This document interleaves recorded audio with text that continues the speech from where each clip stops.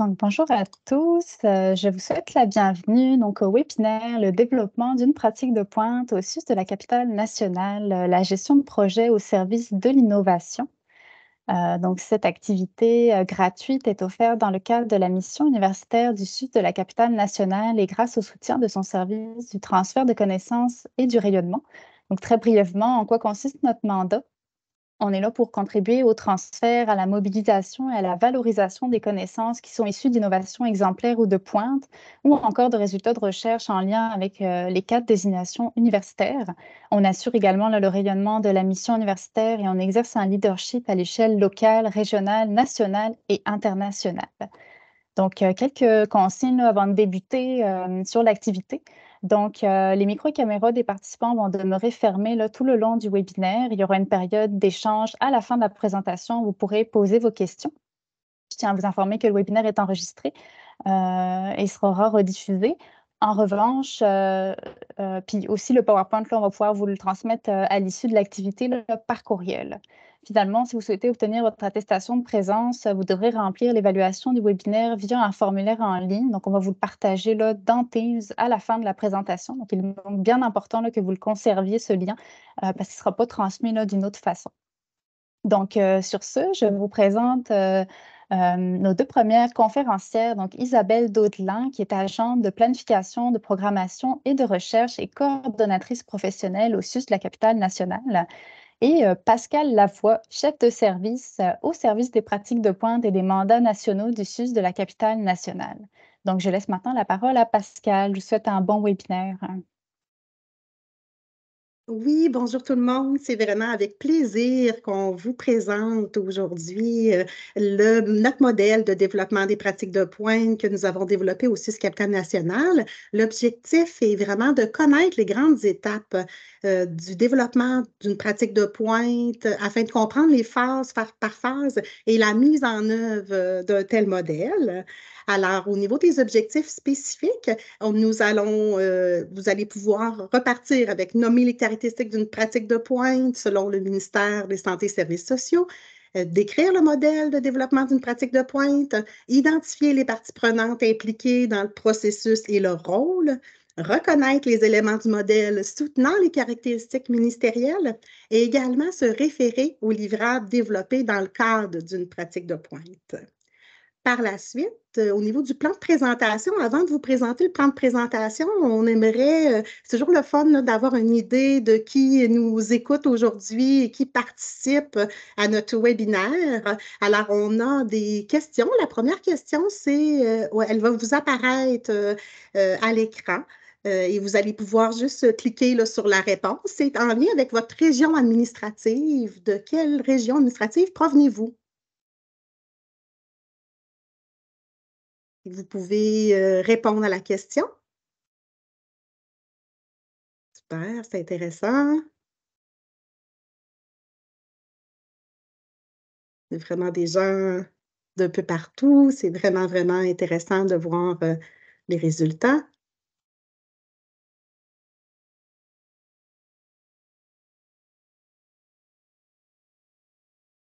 Super. Par la suite, au niveau de quel type de milieu provenez-vous? La question va vous apparaître également.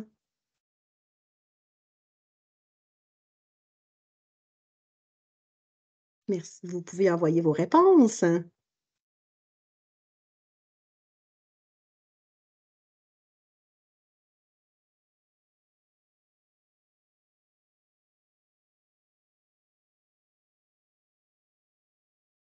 Je vois pas vraiment de réponse apparaître.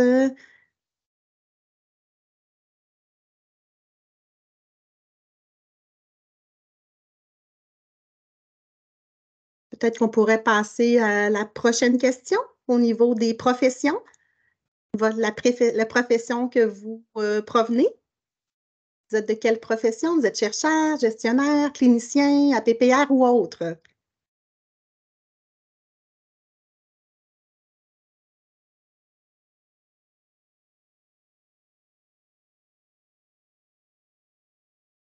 Je ne vois pas nécessairement de réponse apparaître. Alors, on a peut-être un petit bug technique présentement.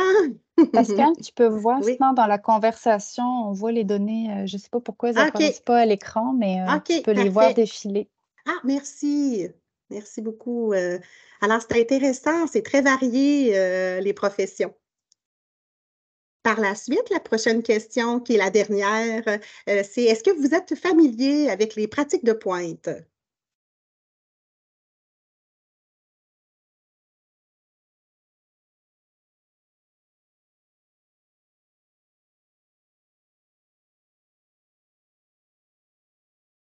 C'est intéressant, il y a la majorité des gens sont moins familiers avec les pratiques de pointe, alors ça nous donne un bon aperçu. Merci beaucoup, tout le monde, pour avoir répondu aux questions.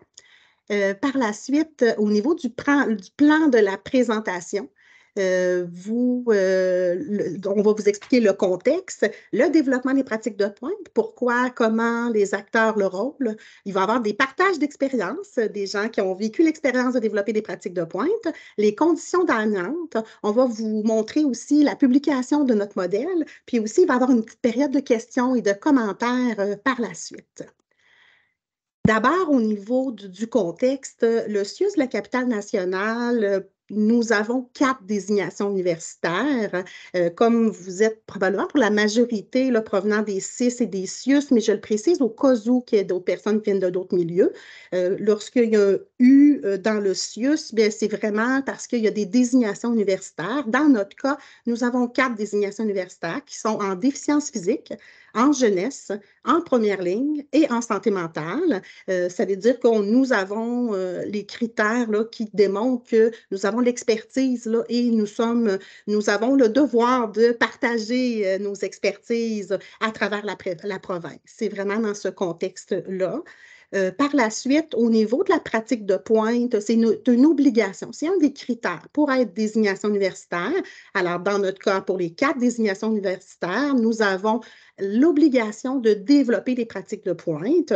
L'objectif des pratiques de pointe, c'est vraiment d'améliorer les pratiques en santé et services sociaux, produire des nouvelles connaissances, puis les pratiques de pointe pour les termes là, que peut-être les gens connaissent point, c'est vraiment des innovations cliniques.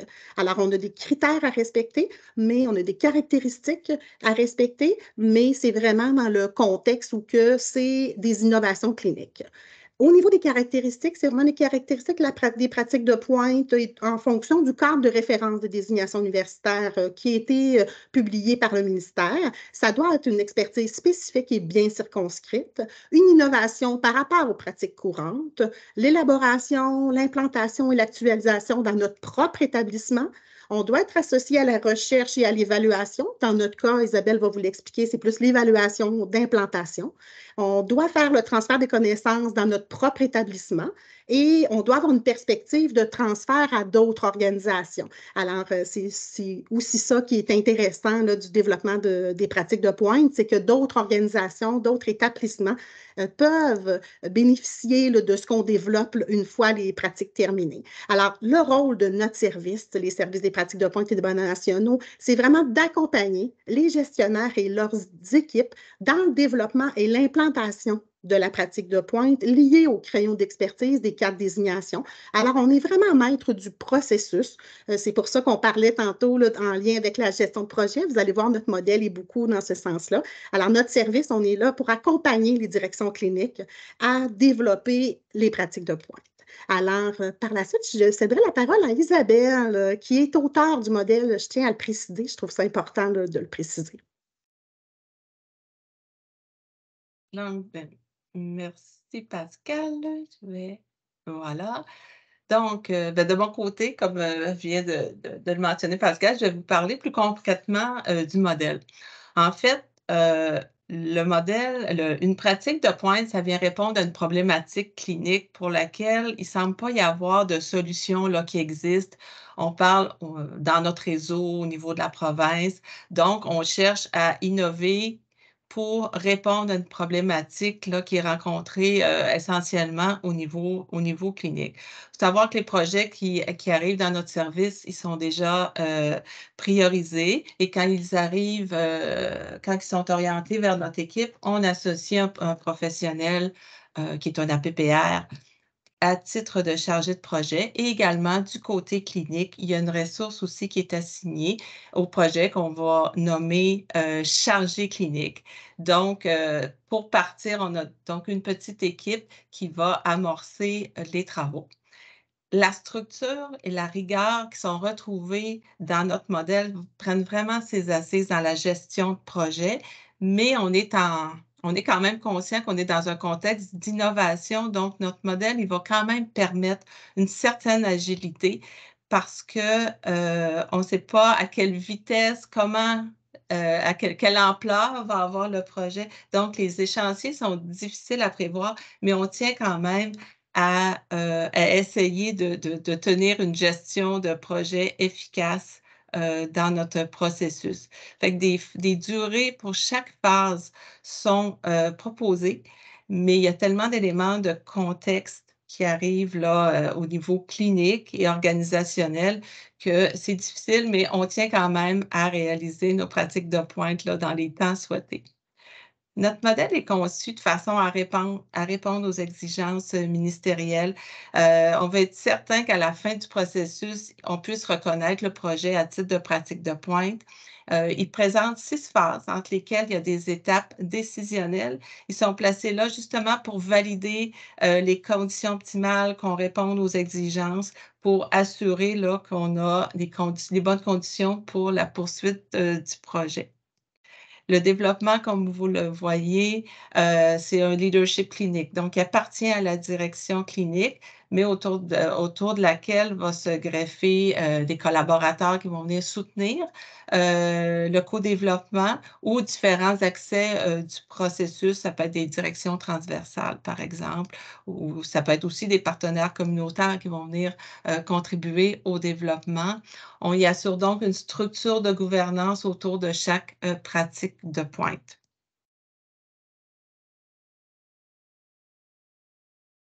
Ce qui nous amène au modèle suivant. Donc, c'est ça, c'est vraiment le schéma de notre modèle. Vous pouvez voir ici les phases qui sont intercalées. Vous pouvez situer là, les étapes décisionnelles pour lesquelles on dit qu'il y a on utilise un livrable dit administratif qui est déposé.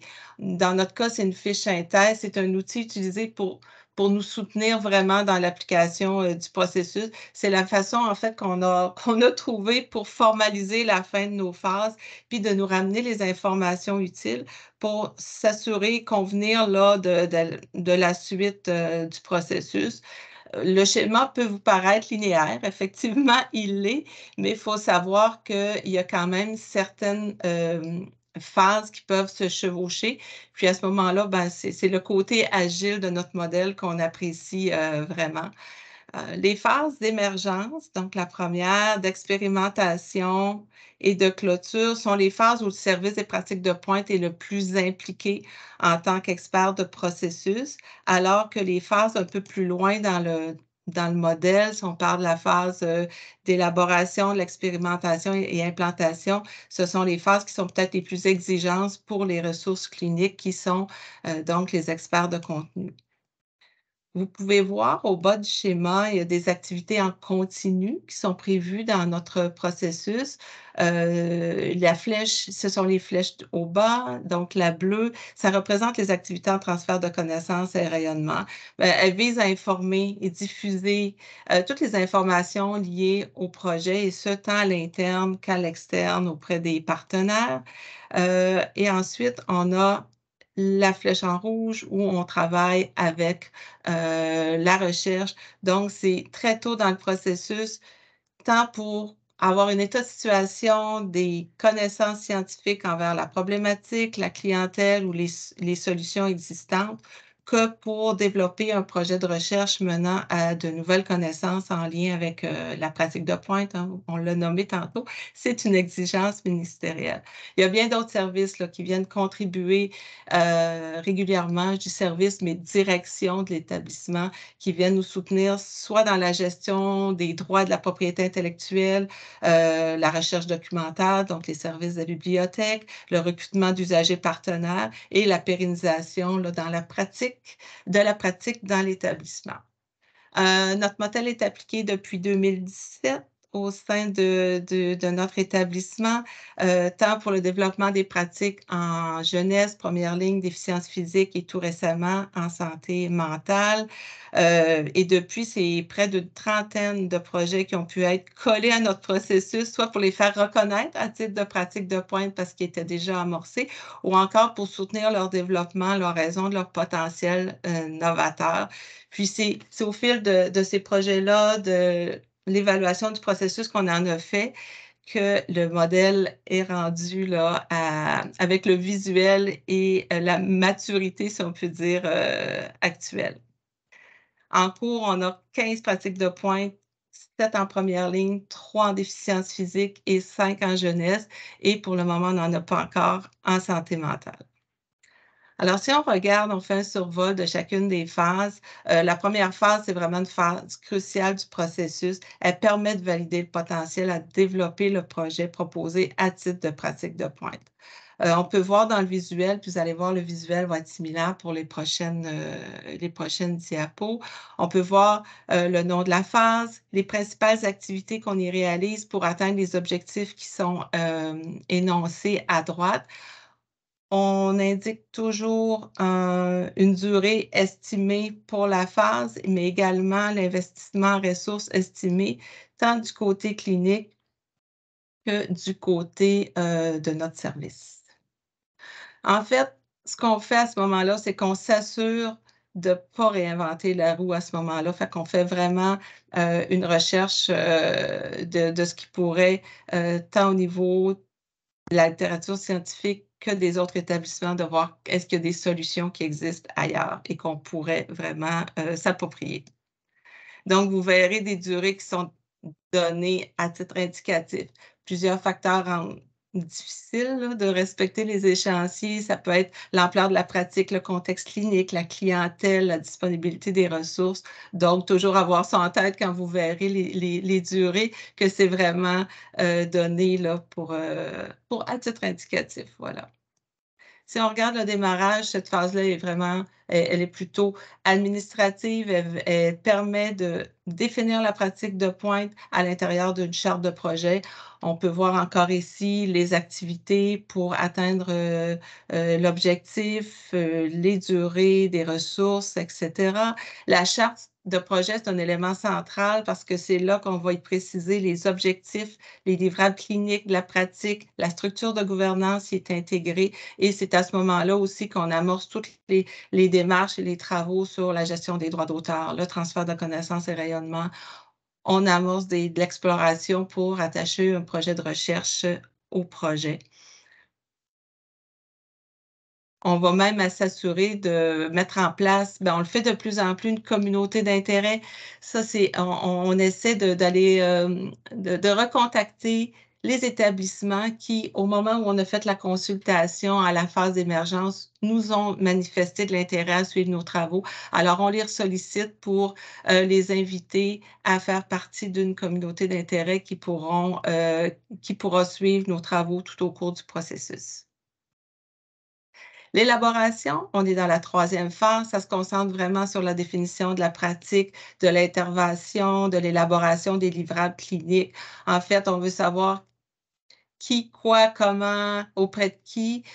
Donc, on peut voir dans le visuel qu'on est vraiment dans la définition de la pratique des livrables, mais on se prépare aussi à la phase qui s'en vient pour planifier la mise en œuvre, l'implantation à petite échelle de ce projet-là, de la pratique, et de planifier l'évaluation de son implantation. On est vraiment en milieu pilote, là. On arrive à l'expérimentation, donc on se souvient qu'on a une obligation de faire de l'évaluation. Donc, l'expérimentation, c'est un cycle. C'est vraiment qui présente la mise en œuvre. On va faire l'évaluation d'implantation et on va venir actualiser les constituants de la pratique selon les résultats qu'on aura obtenus. C'est vraiment une phase très importante parce qu'on est dans l'application même de la pratique. On peut procéder ou non à un deuxième cycle. Ici, on est vraiment là, dans une boucle. Que si suite à l'actualisation, on convient que la pratique a vraiment atteint des conditions optimales, on peut tout simplement l'actualiser et passer à la phase suivante.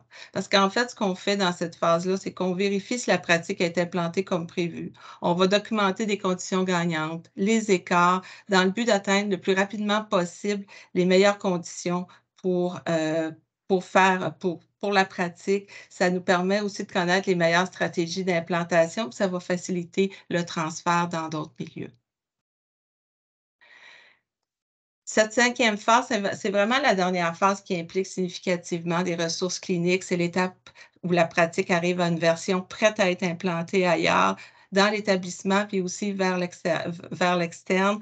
Puis les livrables cliniques, à ce moment-là, sont travaillés là, dans une version finale. Puis on prévoit aussi, vous le voyez dans les activités, on s'assure qu'il y a des mécanismes de révision et de pérennisation qui sont mis en place parce que pour nous, on s'en souvient, il faut que la pratique soit élaborée, implantée, mais vraiment actualisée chez nous. Donc, on veut qu'elle devienne une pratique courante.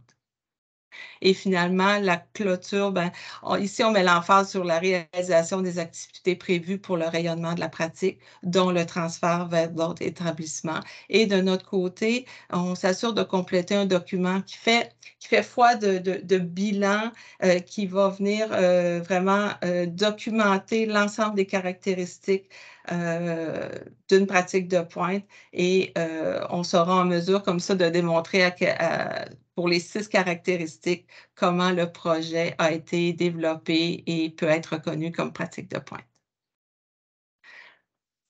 Un mot ici sur les étapes décisionnelles. Donc, ils sont au nombre de 4. C'est des étapes très importantes, cruciales. On s'en aperçoit de plus en plus avec l'utilisation à l'usage de notre modèle.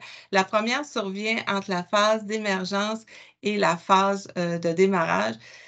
En fait, elle sert à confirmer que la solution proposée représente un potentiel d'améliorer la pratique courante, que c'est une innovation en l'absence de d'autres solutions qui seraient existantes ailleurs dans le réseau et qui auraient pu répondre à la problématique et qu'elle est soutenue tant par les connaissances scientifiques qu'expérientielles. La deuxième phase, elle vient en fait nous confirmer à ce moment que les ressources disponibles vont être là pour la mise en œuvre. La deuxième là, est juste avant l'expérimentation. Donc, on veut s'assurer que tout sera prêt et disponible pour procéder à la mise en œuvre et à l'expérimentation de la pratique dans le milieu clinique. On veut vraiment s'assurer que les conditions sont favorables pour réaliser l'évaluation d'implantation. Et la troisième phase, à ce moment, on aura fait un cycle d'expérimentation et on verra si, à la lumière des résultats de ce premier cycle-là, on peut passer à la phase suivante où on doit refaire un autre cycle pour s'assurer qu'on a vraiment les meilleures conditions pour implanter la pratique. Et la dernière étape décisionnelle, ça nous confirme le passage à la clôture. À ce moment-là, on convient que c'est la fin des activités visant la mise en œuvre de la pratique. Les livrables sont prêts à être font l'objet de diffusion. Et à ce jour, je vous dirais qu'il y a plusieurs projets qui ont bénéficié de ces étapes décisionnelles-là. Ça a amené les demandeurs à réfléchir sur la suite de leur projet, ce qui a permis parfois de les arrimer à d'autres établissements, à limiter de l'investissement de ressources. Et même parfois de limiter justement le temps à investir pour une implantation, alors que des fois le besoin était peut-être moins présent au moment où on arrivait à cette étape-là. Alors, ça fait le tour pour le modèle et ses différents constituants. Pascal, je vais te laisser la parole. Oui, merci beaucoup Isabelle. Ce que j'ajouterais au niveau de l'étape décisionnelle, particulièrement après l'émergence, ce qui est, comme Isabelle le mentionnait, l'objectif ultime est vraiment de ne pas réinventer la roue.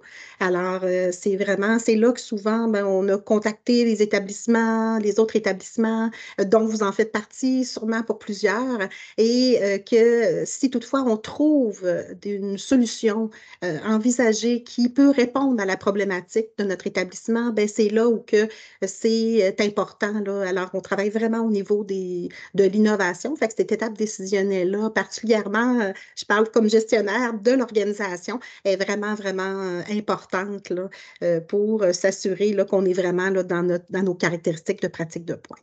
Alors, écoutez, pour ce midi, on trouvait intéressant de vous démontrer des expériences, de vous montrer un petit peu des expériences autant des APPR, mais aussi des gens, des chargés cliniques, des gestionnaires cliniques qu'on appelle là, comme tels pour vous démontrer leur vécu dans le développement des pratiques de pointe. Alors, on va commencer avec Véronique Lagrange, qui est APPR dans notre service. Et Véronique va venir nous parler particulièrement de son expérience en lien avec la pratique de pointe pour la gestion des acouphènes. Je vais te laisser l'expliquer davantage, Véronique. Parfait. Oui, bonjour. Donc, pour ma présentation, en fait, c'est ça, je vais prendre un des projets là, que j'ai accompagné et qui s'est finalisé là, il y a peu de temps, là, en mars dernier. Donc, c'est un groupe de gestion là, de l'acouphène qui a été développé par des psychologues du programme en déficience auditive adulte aîné, de la direction des programmes déficience intellectuelle et troubles du spectre de l'autisme et déficience physique, donc DI-TSA-DP, de notre établissement. Ce groupe s'adresse aux personnes présentant un acouphène dérangeant et persistant dans le but d'améliorer leur qualité de vie et de les aider à mieux accueillir et accepter l'acouphène. La thérapie comprend 8 rencontres de groupe. Lorsque j'ai commencé à accompagner le projet, le groupe avait déjà été expérimenté quelques fois. Ils étaient donc rendus à la phase 4 là, du processus, si on regarde au niveau du modèle de développement des pratiques de pointe. Un des livrables cliniques était également déjà élaboré. Le livrable clinique qui était élaboré, c'était un cahier du participant. Ce cahier est inspiré d'un document qui a été développé là, par le Centre hospitalier de l'Université Laval en 2012, qui était pour une clientèle souffrant là, de douleurs chroniques. Nous avons reçu là, une licence pour pouvoir l'adapter et le bonifier pour notre clientèle visée. J'ai procédé à une évaluation de l'implantation d'une des expérimentations de la thérapie de groupe. Euh, je vois qu'on ne voit pas nécessairement le visuel des cahiers. Fait que je voulais juste vous le mentionner. Donc, dans le cadre de l'évaluation de l'implantation, j'ai fait des rencontres là, hebdomadaires avec l'animateur après chacune des rencontres de groupe pour voir là, s'il y avait des modifications à apporter au niveau du contenu.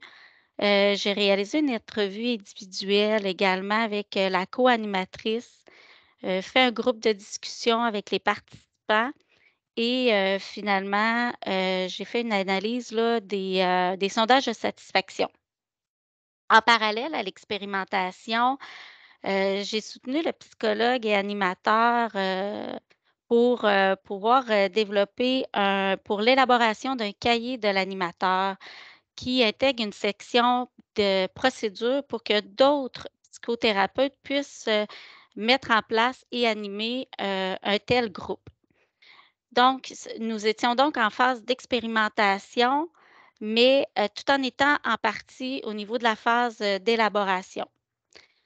Sachez que vous pouvez vous procurer là, les cahiers là, que vous voyez là, d'afficher. L'important, c'est que la demande doit être faite par un professionnel accrédité psychothérapeute, qui est un titre et acte réservé là, de par l'ordre des psychologues. Donc, ça peut être un psychologue, une TS ou une infirmière clinicienne. Donc, sachez également là, qu'un coaching là, par la psychologue actuelle en charge de l'animation du groupe est possible là, pour implanter la pratique dans votre milieu. La demande se fait par le biais du service TCR et le lien vous sera envoyé ou vous est envoyé. Là, je vois qu'il y a eu quelque chose au niveau de au niveau de la au niveau du chat. De plus, nous avons réalisé aussi un apprend synthèse qui rassemble là, d'un côté, les informations qui sont propres à la pratique clinique et de l'autre côté, c'est la réponse aux caractéristiques là, d'une pratique de pointe. Ce napperon est disponible sur notre site, sur le site du CIUS de la capitale nationale et vous sera également acheminé. Et je vois aussi qu'il y a le lien là, à même le PowerPoint qui vous sera fourni. Le fait que les pratiques de pointe là, soient priorisées par le comité tactique de la structure de gouvernance de la mission universitaire, c'est vraiment aidant parce que les projets sont considérés comme une priorité par les différentes directions qui sont impliquées et par les différents services là, de notre direction. Ce qui facilite nos collaborations, notre accompagnement ainsi que les acteurs là, dans le temps. La présentation du modèle de pratique de pointe et des rôles de chacun au, le rôle de chacun des différents acteurs, c'est vraiment, heu, excusez-moi, je me suis comme, heu, c'est aidant parce que ça les aide là, à savoir dans quel processus ils s'impliquent et ça facilite le passage aux besoins à de nouveaux acteurs cliniques ou de notre service. Ce projet est un exemple que notre modèle est agile. En plus du chevauchement là, de la phase d'élaboration et expérimentation, là, nous avons pu là, rétrospectivement documenter les caractéristiques qui normalement sont vérifiées dans la première phase. Dans ce cas, nous nous sommes ajustés tout en nous assurant là, de pouvoir démontrer que le projet répond à toutes les exigences. La psychologue et la coordonnatrice clinique avec qui j'ai travaillé dans les derniers mois ne pouvaient pas être présentes aujourd'hui. Par contre, elles m'ont fait parvenir là, leurs commentaires concernant l'accompagnement qu'elles ont eu dans le développement de cette pratique de par notre service.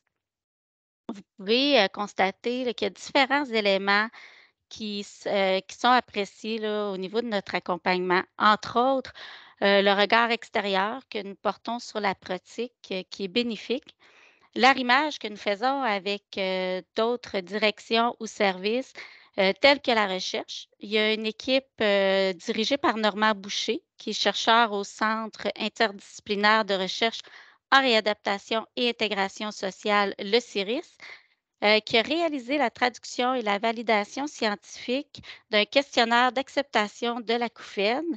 Ce questionnaire est intégré là, dans le cahier de l'animateur. A été apprécié aussi là, les arrimages avec le Bureau de la gestion des droits d'auteur et de la propriété intellectuelle, ainsi là, que le soutien là, du service de transfert de connaissances et rayonnement pour le graphisme des cahiers du NAPRON et d'un webinaire que nous avons réalisé.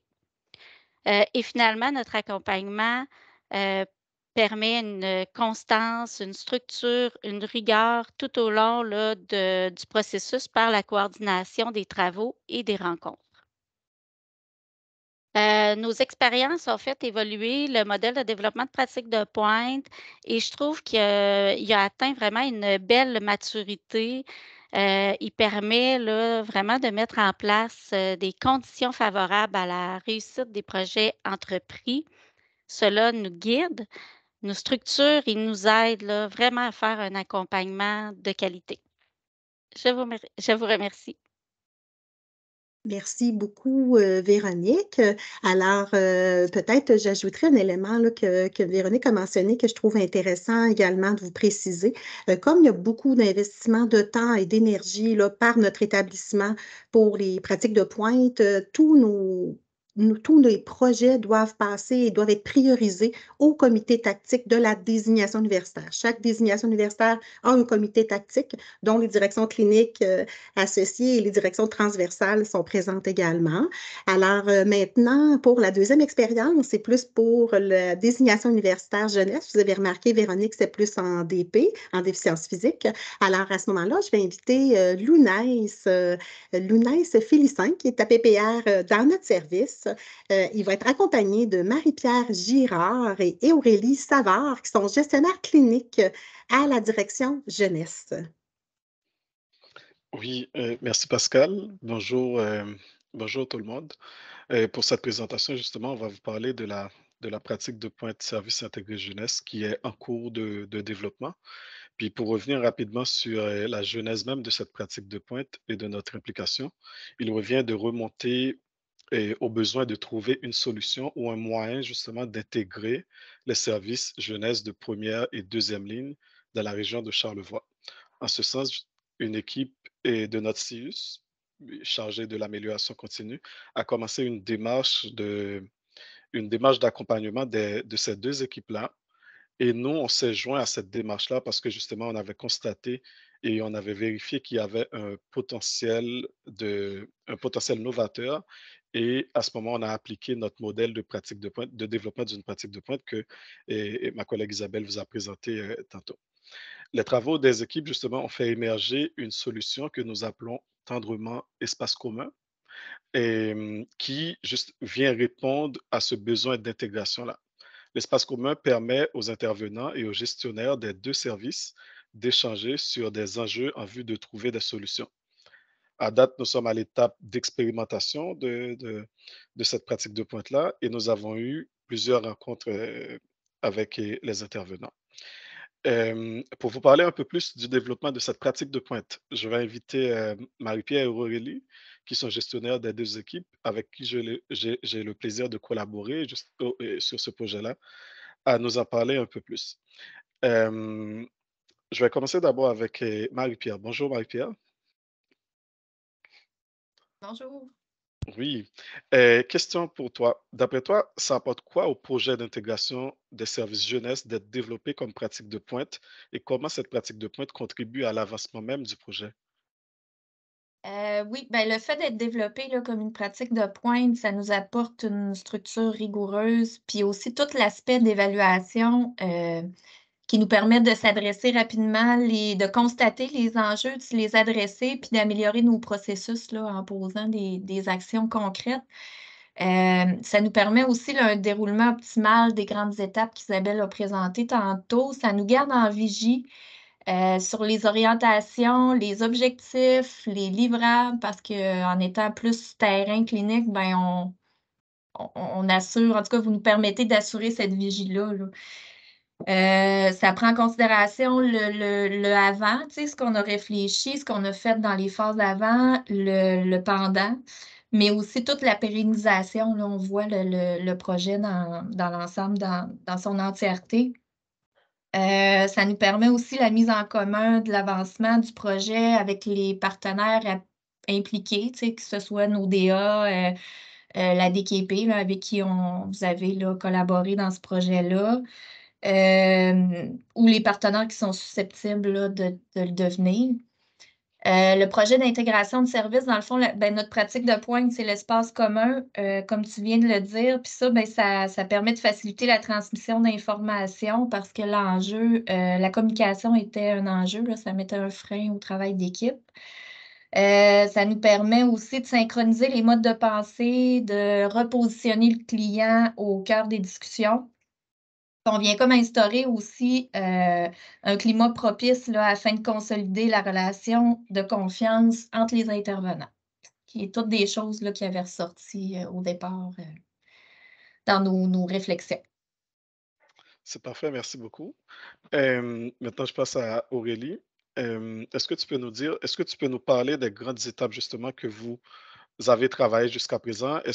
Et aussi, est-ce que vous arrivez à faire fonctionner cet espace commun-là avec vos deux équipes?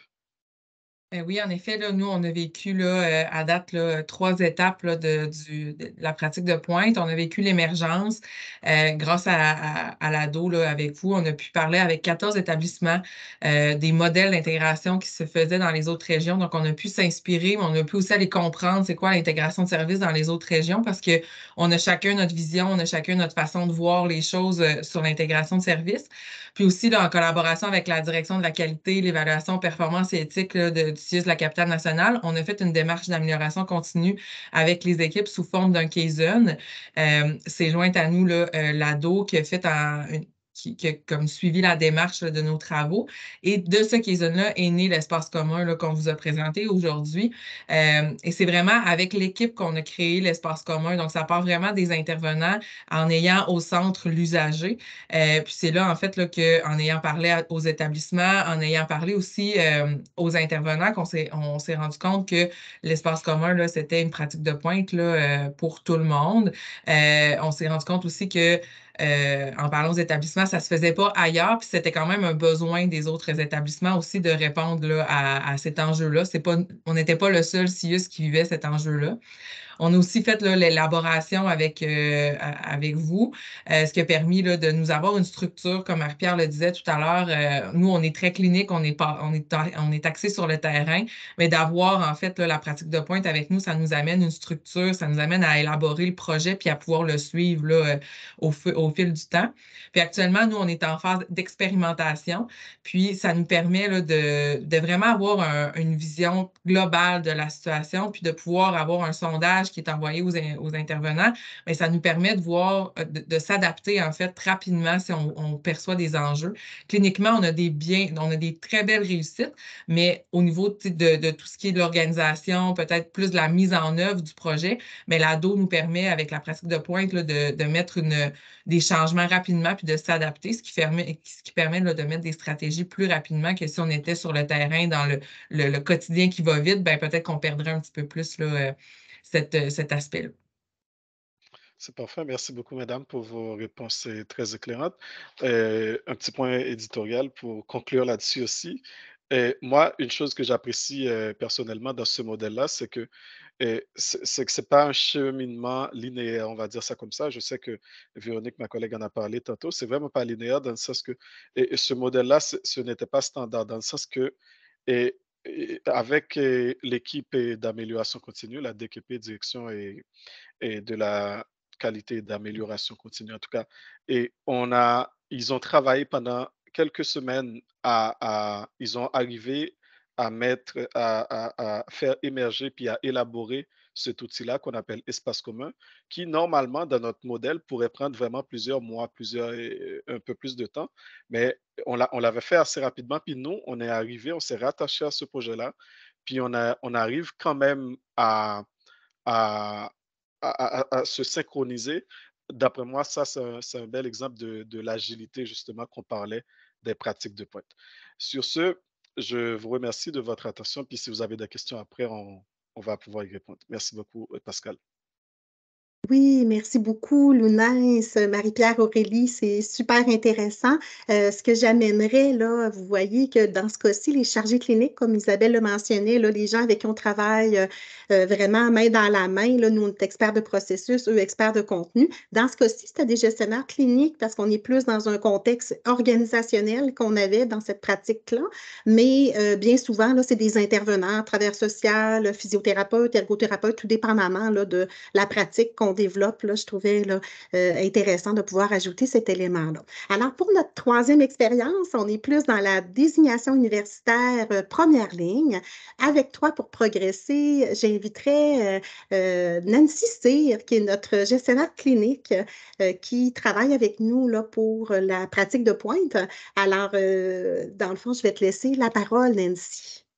Oui, merci beaucoup. Alors, je suis conseillère cadre à la direction des soins infirmiers. Puis, j'ai vraiment le bonheur de côtoyer l'équipe qui s'occupe avec nous vraiment du développement là, de cette pratique de pointe-là. Donc, on parle vraiment d'un accompagnement sur 2 ans de nos infirmières auxiliaires, infirmières diplômées Air Canada aussi, qui sont nouvellement diplômées. Donc, on les accompagne sur un bloc de 2 ans tant sur le plan individuel que collectif. Donc, l'objectif est vraiment, comme le titre le dit, c'est de les accompagner au développement de leurs compétences puis s'assurer vraiment qu'ils vivent une intégration là, réussie. Alors, on était dans un contexte de pénurie, bien sûr, là, au niveau de la main-d'œuvre. J'aimerais en parler à l'imparfait, mais on est encore dans ce contexte-là comme vous tous. Donc, c'est important vraiment de mettre en place là, des moyens pour fidéliser là, nos nouvelles infirmières. On s'est donc associé et on a embarqué dans ce processus-là, là, au niveau de la pratique de pointe. Ça nous a permis très rapidement, puis là, mes collègues précédemment l'ont nommé également, à la phase d'émergence, même si c'est un travail qui semble être un peu plus porté là, par l'ADO, l'équipe de Pascal, on s'intègre quand même de manière très intéressante en créant des liens avec le reste de la province. On a eu des moments donnés où il a fallu on prenne des moments parce qu'on voyait que les gens, parce que c'est quand même vague, là, toutes les stratégies qui peuvent être mises en place pour accompagner les nouveaux diplômés. Vous savez qu'il y a des endroits où ils faisaient des choses intéressantes, fait que ça nous a permis, dès le départ, d'entrer en contact avec des établissements à travers la province, de créer des liens, de nommer ce sur quoi on était en train de travailler, d'offrir aussi la possibilité aux gens, parce qu'on savait, l'objectif était vraiment celui-là aussi, de partager avec la province via une communauté d'intérêt qui roule présentement. Là, on a près de 75 participants et ce qui représente environ 23 établissements différents, là. Donc, c'est 75 participants qui représentent 23 établissements à travers la province. Donc, on savait déjà qu'on voulait aller là, puis on leur nommait qu'on allait être vraiment intéressés à partager là, nos livrables. Une pratique sur 2 ans, c'est beaucoup de livrables. Ça implique là, vraiment beaucoup de travaux et à l'étape vraiment de développement puis de mise en place là, de toutes les activités qu'on a élaborées parce qu'on accompagne tant sur le plan collectif avec des ateliers, nos nouveaux diplômés, mais également un accompagnement individualisé avec des outils qui sont adaptés. Bien, le lien qu'on a aussi avec l'équipe de Pascal, permet à mes conseillères en soins, parce que c'est une équipe de conseillères en soins, qui ont l'expertise sur le contenu, sur le clinique, ben, de créer des liens avec des experts vraiment de processus, des experts là, qui ont une vision plus sur le comment on va mettre en place chacune des étapes là, pour pouvoir vraiment atteindre l'objectif. Alors ça devient très, très facilitant et sans aucun doute, là, ça nous amène à un autre niveau là, par rapport à ce qu'on aurait fait si on avait été seul à faire toutes les étapes et toutes les démarches. Quand on parle de livrable, il y a le respect aussi, on le disait tantôt, là, de s'assurer de, de respecter les droits d'auteur, de faire des liens avec les gens quand on trouve qu'il y a des données très intéressantes, mais que peut-être qu'on voudrait moduler un peu.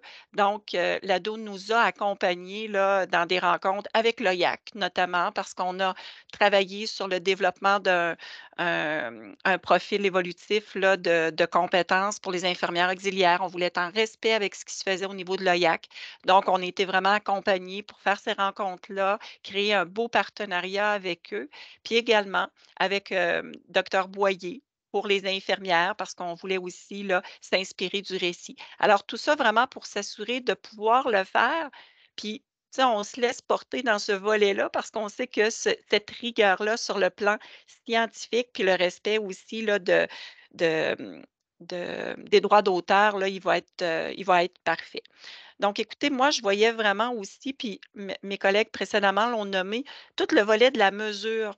Parce que des fois, on y va avec, on ne prend pas toujours le temps de bien faire de bien s'arrêter, de mesurer, de se réajuster. Mais cette pratique-là ou ce cheminement-là nous amène vraiment là, à prendre le temps d'arrêt qu'il faut, puis de pouvoir en discuter, puis d'avoir un regard externe aussi sur ce que l'on fait avec les commentaires qu'on reçoit de nos collègues puis de nos partenaires là, de la direction de l'enseignement. Puis il y a un petit mot à la fin, là, parce qu'il y a toutes ces étapes-là, mais moi, comme gestionnaire, j'ai trouvé vraiment l'expérience très pertinente et enrichissante. Mais ce mariage-là, il est très, très pertinent, très intéressant et ça permet aussi, je vous renomme là, la communauté d'intérêt qui nous permettent de faire rayonner et de partager auprès des collègues et des établissements là, tout ce qu'on a sur la planche à dessin au moment opportun également, puis de recevoir aussi des commentaires parce qu'il y a des gens parce que on est sur 2 ans, fait qu'il y a des établissements qui ont débuté aussi des travaux là, pour permettre de retenir leurs infirmières ou de fidéliser les infirmières. Mais ça crée ces contacts-là aussi qui se développent après en coulisses, là, puis qui nous permettent des échanges là, très, très, très importants. Alors, voilà pour mon expérience et l'expérience de mon équipe, là. Merci dans les prochaines. beaucoup, Nancy, c'est vraiment apprécié. Alors, juste quelques mots là, sur les conditions gagnantes pour développer des pratiques de pointe. Dans le fond, c'est vraiment une disponibilité des ressources cliniques pour maintenir le rythme de travail, que ça soit priorisé dans la direction du demandeur, la collaboration de partenariat établi à l'interne, l'expertise en gestion de projet et que le projet soit circonscrit aussi, qui est un des critiques de pratiques de pointe, mais c'est vraiment quelque chose qui est important également. Nous avons développé une publication pour aider les autres établissements s'ils veulent s'en inspirer, si vous voulez appliquer des choses. Alors, on pourra vous le faire parvenir là, après là, le webinaire. Il est sur le site web là, actuellement, là, si toutefois là, vous voulez le consulter. Alors, sur ça, ça ferait le tour là, pour notre présentation. Je vais céder la parole à Pauline là, pour les questions et les commentaires. Oui, merci Pascal. Mais écoutez, j'inviterai celles et ceux qui ont des questions à les poser. Il y a deux façons, soit dans le clavardage par écrit, puis je vais les poser là, à nos différents conférenciers, conférencières. Vous pouvez aussi lever la main, puis je vais vous donner là, la possibilité d'activer votre micro et caméra là, si vous voulez que ce soit un petit peu plus interactif, là.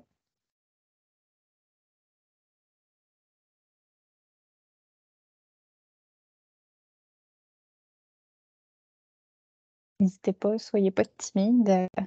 On a une première question. D'abord, on vous remercie. Première présentation, les ententes de partenariat se traduisent-elles toujours par un document signé par toutes les parties prenantes? Si oui, est-ce que vous avez un gabarit spécifique à cet effet?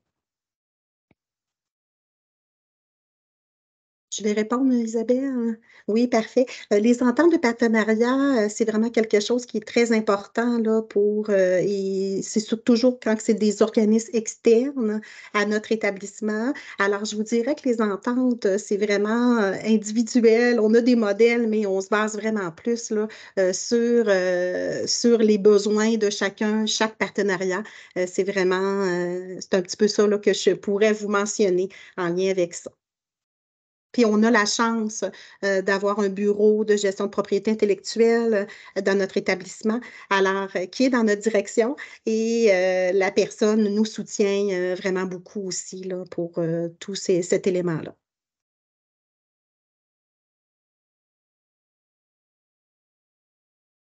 Merci Pascal. On n'a pas d'autres questions pour l'instant dans le clavardage. N'hésitez pas à nous écrire ou à lever la main. Comme je vous dis, on est prêt à prendre vos questions là, de vive voix.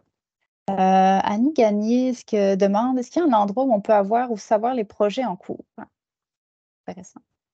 Oui, c'est intéressant. Malheureusement, nous n'avons pas nécessairement de section actuellement là, sur l'Internet. On est en train de travailler ça. Par contre, on pourrait vous envoyer là, à la suite. En tout cas, là, je prends une initiative, Pauline, tu me diras si c'est possible, mais on pourrait vous envoyer là, la liste des projets en cours, puis vous pourrez communiquer directement avec nous là, sans problème. Si vous avez de l'intérêt, il n'y a aucun problème. Tout à fait. Puis je rajouterais aussi, on a une section, là, je vais l'envoyer dans le chat, où vous pouvez découvrir toutes nos publications, là, les anciennes, là, qui des fois datent d'il y a quelques mois, d'il y a quelques années, là, qui sont aussi disponibles là, en téléchargement ou autre pour certains. Là, fait que vous pourrez aller visiter là, si ça vous intéresse. Là. On a une autre question. Donc, merci pour cette très bonne présentation. Est-ce qu'un chercheur ou une équipe de recherche est systématiquement associée au volet évaluation-expérimentation? Répondre. Non, en fait, l'évaluation de l'implantation peut se faire, peut être portée par un projet de recherche, peut être faite en collaboration avec nos professionnels et une équipe de recherche si on en prend chacun un bout, ou peut être portée à 100% par notre équipe. Et à ce moment-là, c'est le projet de recherche peut porter sur des effets à plus long terme, ce que nous, on n'aura pas la portée de faire. Il faut savoir que le projet de recherche, dans certains cas, il peut se développer avant. Donc, il pourrait servir à venir déterminer un profil de clientèle, certains paramètres pour développer ensuite la pratique de pointe. Donc, c'est vraiment très variable. Il y a une grande latitude pour joindre les équipes de recherche, étant donné qu'on n'a pas d'argent qui est réservé pour soutenir un projet de recherche qui a une pratique de pointe. Donc, on cogne à la porte du centre de recherche de la désignation universitaire et on va chercher l'expertise, puis on voit les projets en cours ou ceux à venir. Et puis, on est chanceux, on a toujours réussi à rattacher un projet de recherche là, à nos pratiques de pointe jusqu'à maintenant.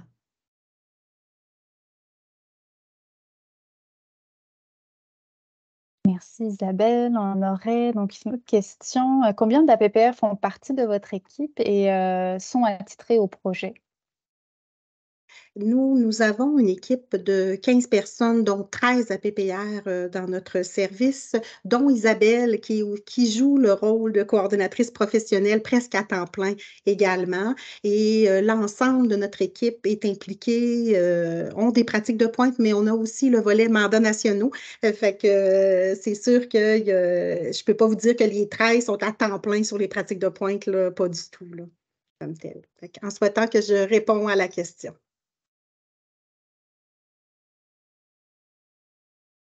Merci Pascal. On aurait encore 5 minutes là, pour ceux qui auraient d'autres questions. Ou si Pascal, Isabelle, vous avez des éléments à ajouter aussi, n'hésitez pas à le faire. Là. Oui, Isabelle. Oui, ben, je vais en profiter. Juste pour faire un peu de pouce avec ce que Pascal vient de répondre, c'est qu'en fait, selon l'ampleur du projet, il va arriver qu'on ajoute un deuxième professionnel. Au départ, on met une personne qui, à titre de chargé de projet, mais qui est un APPR. Donc, parfois, c'est une seule et même personne qui joue le rôle de chargé de projet et d'APPR qui va venir soutenir la pratique, alors que parfois, dépendamment de l'ampleur ou de la charge de travail de chacun, on va assigner 2 professionnels à un projet, dont un qui va porter plus un chapeau, je dirais, de chargé de projet.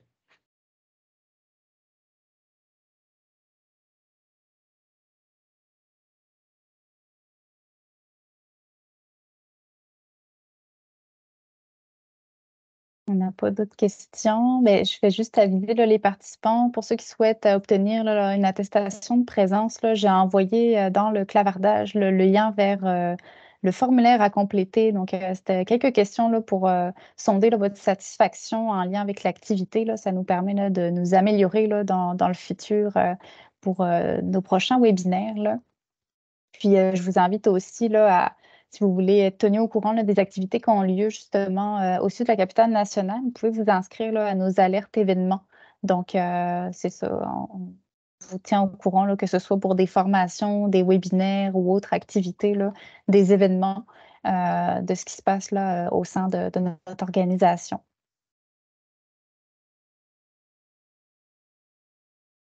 Il reste encore quelques minutes si vous avez des questions. Sinon, Pascal, Isabelle ou les autres intervenants là, qui ont participé, je ne sais pas s'il y a des éléments là, que vous auriez souhaité apporter avant qu'on conclue. Peut-être, moi, ce que je pourrais mentionner, ce que je pourrais mentionner, c'est que si toutefois il y a des gens qui sont intéressés, ils peuvent nous écrire aussi. Là, moi, je suis vraiment Pascal Lavoie 2, là, au CIUS Capitale-Nationale, Isabelle Daudelin, là, il y en a une au CIUS Capitale-Nationale. Fait que si vous avez un intérêt à connaître davantage, ça va nous faire plaisir là, de pouvoir échanger avec vous.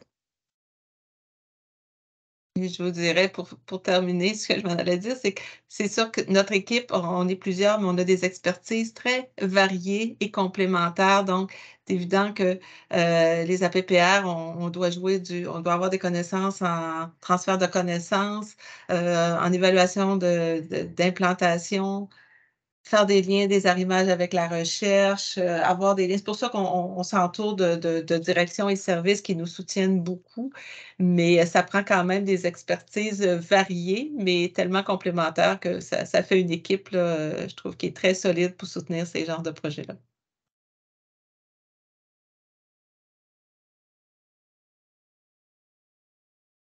Écoutez, on a vraiment des bons commentaires. Les gens ont trouvé la présentation intéressante là, et pertinente. Là. Donc, je suis certaine là, que ça va aider là, toute organisation, là, ou en tout cas, on va vous interpeller là, s'il y a des pratiques de pointe qui ont besoin d'être mises en place. Là.